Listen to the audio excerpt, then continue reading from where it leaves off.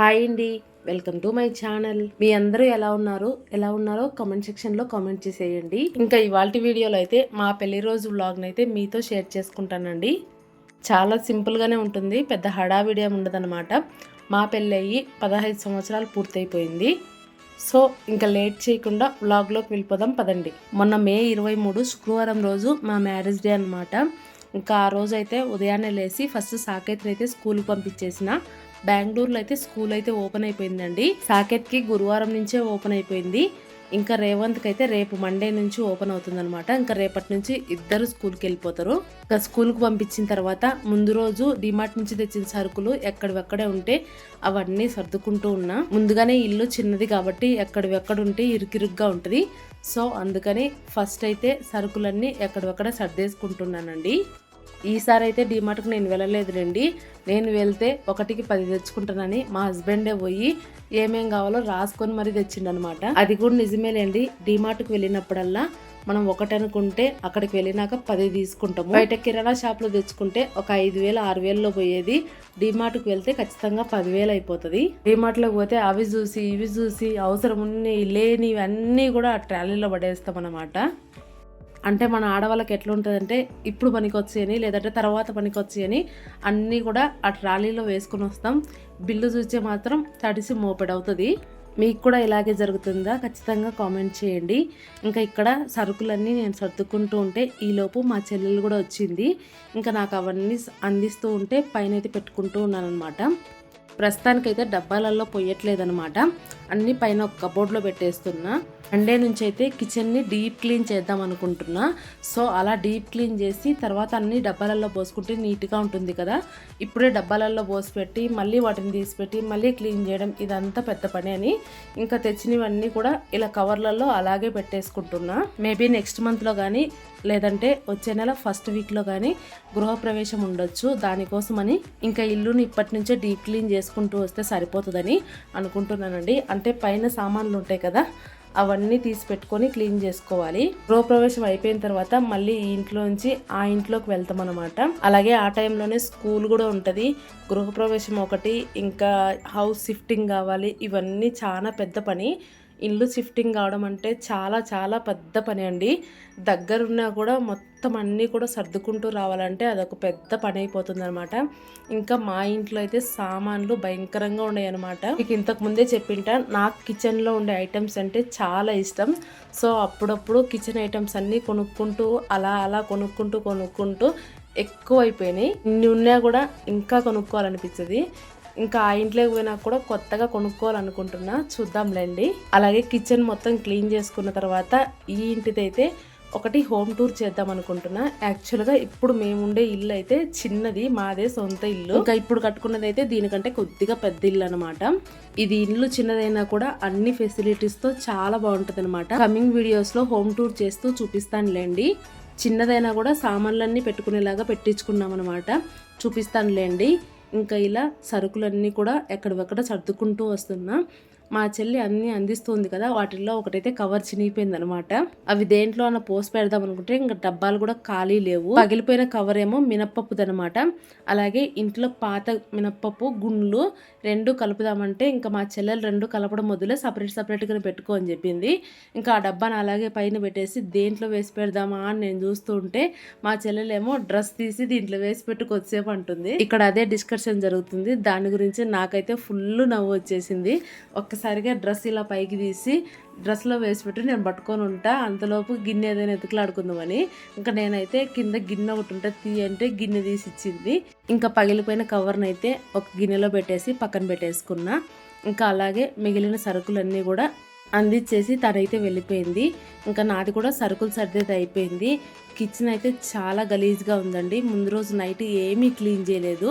ఇంకా ఎక్కడివెక్కడ ఉన్నాయన్నమాట. ఇంకా గిన్నెలన్నీ తోమేటుంటే అన్నీ సింక్లో వేసేసి ఇంకా బండను మొత్తం నీట్గా తుడుచుకుంటూ వద్దామని గిన్నెలన్నింటినీ సింక్లో వేసుకుంటున్నా. రోజులో ఎన్నిసార్లు కడిగినా కూడా ఖాళీగా ఉండదంటే సింకే.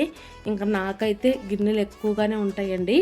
ఇంకా ఇలా అన్నీ సర్దుకుంటూ వస్తున్నా. అలాగే ఈరోజు వంట వండే పని అయితే ఏమీ లేదనమాట. మధ్యాహ్నానికి లంచ్కి మా అమ్మ ప్రిపేర్ చేస్తానంది. ఇంకా నేనైతే వంట ఏం చేయట్లేదండి. అంటే మా అమ్మ వాళ్ళు ఉండేది ఎదురుగునే కదా, ఇంకా నేను చేస్తాలేని ముందు రోజే ఫోన్ చేసి చెప్పింది. ఇంకా సర్లేని నేను కిచెన్ మొత్తం క్లీన్ చేసుకొని వెళ్దామని కిచెన్ అంతా క్లీన్ చేసుకుంటూ వస్తున్నా. అప్పటికే మా అమ్మ ఒక 2-3 సార్లు చెప్పింది అనుకోండి, ఫస్ట్ స్నానం చేసి రెడీ అవ్వు అని. ఆల్రెడీ దాని గురించి ఒక షార్ట్ అయితే పెట్టినా చూడండి. నాకైతే రెడీ అవ్వాలని అస్సలు లేదు, చాలా నీరసంగా ఉంది ఆ రోజైతే. అంటే ముందు రోజే పీరియడ్స్ అయిపోయినాయి. పీరియడ్స్ అయిపోయిన తర్వాత ఒక 2 రోజులు చాలా నీరసంగా ఉంటుందన్నమాట. అలా నీరసంగా ఉండి ఏమీ చేయాలనిపించలేదన్నమాట. ఇంకా అలాగే రెడీ కూడా అవ్వాలనిపించలేదు. ఇంకా అలాగా స్లోగా పనులు అయితే చేసుకుంటూ వస్తున్నానండి. పెళ్లి రోజైనా ఏ రోజైనా కూడా ఇంట్లో పనులు అయితే తప్పవు కదా. ఇంకా బట్టలు కూడా సుమారుగా ఉన్నాయి అన్నమాట. ఎక్కడక్కడ బాల్కనీలో మొత్తం బట్టలే. అలాగే బెడ్షీట్లు కూడా మిషన్కి వేయాలి. ఇంక బెడ్షీట్లు అయితే ఈ రోజు వేయనులేండి, జస్ట్ బట్టల వరకు మాత్రమే వేస్తా. అలా కిచెన్ మొత్తం క్లీన్ చేసుకొని ఇంకా ముందు రోజు ఆరేసిన బట్టలు ఉంటే అవి ఆరిపోయినాయి అనమాట. వాటిని ఎక్కడొక్కడ మడతేసి పెట్టేసి అలాగే పొద్దున్నే వాషింగ్ మిషన్ కూడా వేసిన అవి కూడా ఆరేస్తూ ఉన్నానండి. బెంగళూరులో ఈ మధ్య ఎండలంతా బాగానే ఉన్నాయి, కానీ ఇంకా ఇప్పటి నుంచి వర్షాలు. అప్పుడు ఎండలకు ఉక్కతో ఒక తలకాయ నొప్పి అయితే ఈ వర్షంతో ఒక తలకాయ నొప్పి. బట్టలే ఆరవనుకోండి, చాలా పెద్ద తలకాయ నొప్పి. బట్టలు సరిగ్గా ఆరకపోతే భయంకరమైన స్మెల్ వస్తాయి. అలా స్మెల్ వస్తే ఏం లాభం చెప్పండి, మనం ఉతికి కూడా ఏం లాభం లేదు కదా. ఇంకా ఎండ వచ్చినప్పుడు చూసుకొని వేసుకోవాలి. ఇంకా నాకు ఒక ప్లస్ పాయింట్ ఏమంటే వర్షం పడినప్పుడు గబుక్కుని తరసవు అనమాట. బాల్కనీలో కాబట్టి అంతగా తరసవు, కానీ ఎండ కూడా ఎక్కువగా తగలదు. ఒక్కొక్కసారి అయితే 1-1.5 రోజు పడతాయి ఆరడానికి. అలాగని ఈ బాల్కనీలో మరిన్ని బట్టలు పడతాయి అంటే అలా కూడా పట్టవు. ఇంకా మిద్దె పైకి వెళ్ళి వేసేద్దాం అనుకుంటే 3 ఫ్లోర్లు పైకి ఎక్కాలి. 3 ఫ్లోర్లు ఎత్తుకొని పైకి పోయి ఆరేసి వచ్చినాం అనుకోండి, సడన్గా ఎప్పుడు వర్షం పడుతుందో తెలియదు.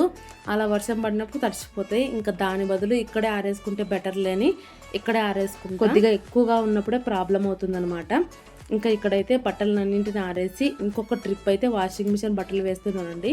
ఈ లోపంతా బాల్కనీ చిరాక్గా ఉంటే అదంతా క్లీన్ చేద్దామని రేవంత్ అయితే బకెట్ తెచ్చిమంటే ఆ బకెట్ తెచ్చిచ్చిండు.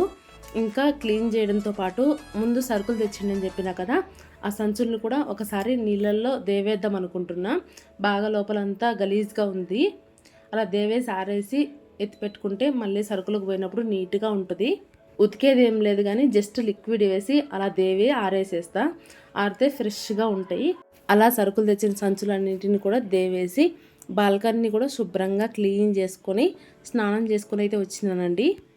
అలాగే మీ అందరినీ ఒక విషయం అడుగుదాం అనుకుంటున్నానండి. నా ఛానల్లో ఇలాంటి డైలీ వ్లాగ్స్ కూడా అప్లోడ్ చేయమంటారా, లేదంటే ఓన్లీ కుకింగ్ వీడియోసే అప్లోడ్ చేయమంటారా అనేది ఖచ్చితంగా కామెంట్ చేసి చెప్పండి. దాన్ని బట్టి నేనైతే వీడియోస్ అప్లోడ్ చేస్తానండి. ఏం లేదండి, ఓన్లీ కుకింగ్ వీడియోసే చేస్తుంటే అంత రీచ్ ఉండట్లేదనమాట. ఇలా డైలీ వ్లాగ్స్ కూడా చేస్తే చూస్తారనేది ఒక ఆశ. నా మనస్తత్వం ఎలాంటిదంటే ఇంట్లో ఉండే ఆడవాళ్ళు కూడా ఖచ్చితంగా సంపాదించుకోవాలండి. అంటే మన కోసం మన ఖర్చులు అనేది కొన్ని ఉంటాయి కదా, ఆ ఖర్చుల కోసమైనా సంపాదించుకోవాలన్నమాట. అలా స్టార్ట్ చేసిందే ఈ యూట్యూబ్ ఛానల్. మీరు కూడా ఛానల్ని కొద్దిగా సపోర్ట్ చేసి ఇంకా హై పాయింట్స్ ఇవ్వండి. వీడియో ఇంకొద్దిగా రికమెండ్ అవుతుందన్నమాట. ఇంకా అలా పనులన్నీ చేసేసుకొని రెడీ అయ్యి ఇంకా మా అమ్మ వాళ్ళ ఇంట్లోకి పోయినాం. మా అమ్మ అయితే లంచ్ అన్నీ ప్రిపేర్ చేసేసింది చూడండి, అన్నీ తెచ్చి పెడుతుంది. మా అమ్మకైతే ఎంత ఆనందమో ఇలా చేసి పెట్టడం అంటే. అందరూ కడుపు నిండా తింటే హ్యాపీగా ఫీల్ అయిపోతుంది అనమాట. కానీ నేనే మధ్యలో అప్పుడప్పుడు ఆట పట్టిస్తూ ఉంటానండి సరదా కోసం.